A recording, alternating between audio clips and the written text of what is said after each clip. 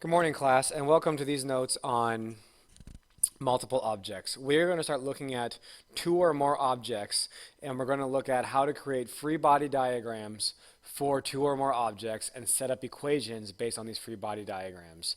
So this is going to be kind of hard, so let's take a look.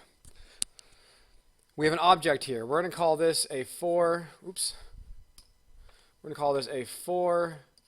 kilogram block. A 4 kilogram block. Sorry about that. I need to move this out of the way. And we can just delete that. Ignore that box right there. I'm sorry. And we're going to call this a 6 kilogram box. A 6 kilogram box. And with these two boxes, we're going to push these across the surface. We're going to push these across the surface, and we want them to accelerate at 5 meters per second squared in this direction. So we're going to push it from the left, and they're going to accelerate to the right across. And the question is this.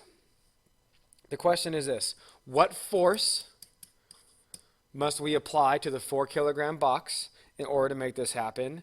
And what is the normal force between box 1 and box 2? What I mean is this. See this contact area right here? This contact surface? What is the normal force between these two? Not the normal force pushing up here and pushing up here, but the one that exists between these two surfaces. So these are two things we're going to solve for. Force and normal force between the two. So let's draw a free body diagram for each one of these. We have a 4 kilogram box. And for this 4 kilogram box, we have gravity pulling it down. We have the normal force pushing up. We have the force, I'm just going to call it the force, the pushing force. That's this one. And then we have the normal force of the 6 kilogram box pushing back. Now we have our 6 kilogram box, very similar. We have our gravity pulling it down. We have our normal force pushing it up. And we have a force. We have the normal force. We have the normal force from the 4 kilogram box pushing on it. Notice that this one and this one are these are equal and opposite. However much the 4 kilogram box pushes on this one, how much the 4 kilogram box pushes on this, it will also push back the same. These are equal and opposite forces. We are not talking about these normal forces here. We are talking about the ones left and right. So now we can set up an equation for these, for each one. We are not focused in the y direction. Gravity and normal force going up, it's not concerning us. Those are equal and opposite. We can calculate those very easy. We're more concerned about the left to right situation going on here. So for the 4 kilogram box, let's write F net equals MA. F net equals MA. So what does this F net equal? Well, this net force is equal to P minus N equals MA. P is in the positive direction. I'm going to call that way positive. N is in the negative direction. So P minus N equals MA. It is accelerating to the right. We have this acceleration right here. We know it's accelerating, so whatever this is minus this is equals MA. This is the net force of these two. This one right here, the 6 kilogram box, the normal force equals MA. F net equals MA, and MA. And the only thing going in the rightward direction is the normal force. So normal force equals MA. So in this one, back to the left, our 4 kilogram box. Our 4 kilogram box. Our 6 kilogram box. Our 6 kilogram box is a very easy equation here.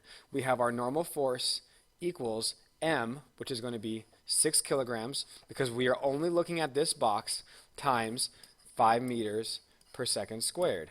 We get this from the problem. Up here, up here at the top where it says 5 meters a second squared, we are plugging this number in because we want to accelerate at 5 meters a second squared, so normal force equals 30 newtons. Now, because the normal force equals 30 newtons, we can take this and plug it in over here. So our pushing force is going to be pushing force minus 30 newtons equals 4 kilograms, because this is a 4 kilogram box on this free body diagram, times 5 meters per second squared. So P equals P minus 30 equals, this is, as you can see, 4 times 5 is 20. And because I'm running out of room here, if we add 30 to both sides, we're going to get our pushing force equal to 30 newtons. Our pushing force equal to 30 newtons. So we have just solved, I'm sorry, I messed that up. Our pushing force equal to 50 newtons. Oops. 50 newtons. Because it's going to be 4 times 5 or 20, and we're going to add 30 to both sides. 50 newtons. So this is going to be our answer for this. The force pushing the box is going to be 50 newtons. And the normal force between the boxes is going to be 30 newtons. So our normal force equals 30 newtons. Our force pushing the box is 50 newtons. We have this here and this here. So that was the first way. I'm showing you one way how to solve it. We drew 2 free body diagrams, 2 diagrams for each box. We took these, and working with these 2 equations, we were able to solve for 2 unknowns. 2 equations, 2 unknowns. If you have taken Algebra 2, this should sound familiar. 2 equations, 2 unknowns. Well, I'm going to erase all this now.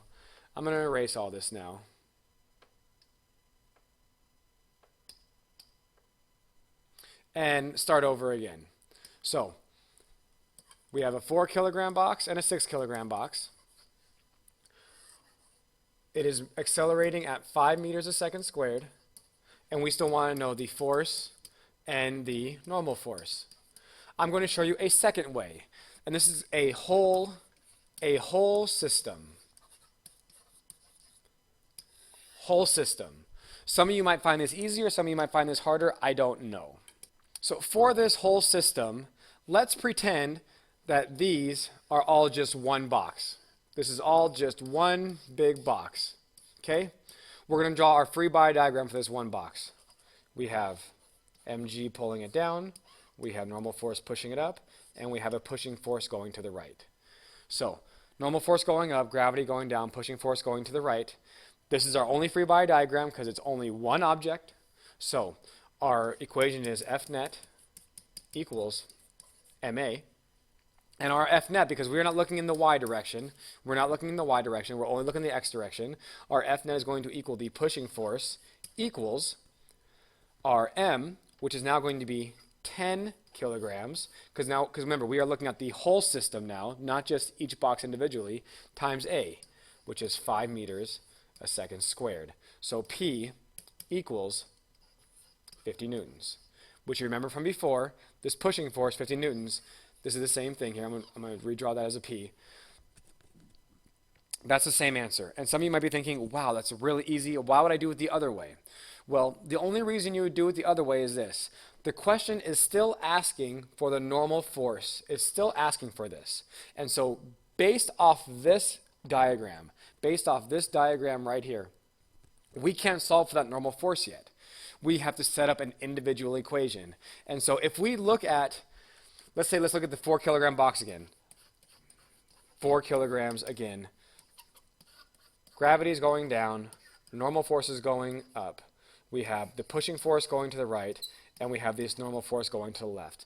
We're not concerned about these. We want to know this n. So, same thing, F net equals ma, and this F net is equal to P minus n equals ma. Well, we know our pushing force is 50. 50 newtons minus n equals 4 kilograms times 20. I'm sorry. Got ahead of myself there. times 5 meters per second squared.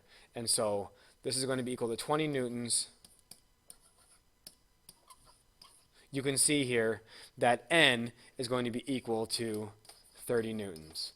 So why do it as a whole system? Sometimes it's easier to get the whole equation here written very, very quickly to solve for something, and then breaking it down into its pieces. Or you can break it down to its pieces right off the bat and then just solve that way. Some may see this as, why would I break it down? Why would I look at it as a whole unit and then looking at it as a subunit when I can just look at it as 2 subunits already? So it's kind of what you feel like doing. There is whole system and there is parts. For the parts, we had to draw 2 free body diagrams and analyze each of the free body diagrams separately and then bring them together.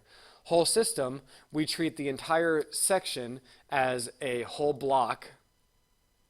And then after we get the whole block, we take the information that we found and we apply it to one of these subsystems. So it's really your decision. We are going to practice these in class a lot. And so as we do more and more, we're going to do them both ways each way for a while until you get a liking. So that's it.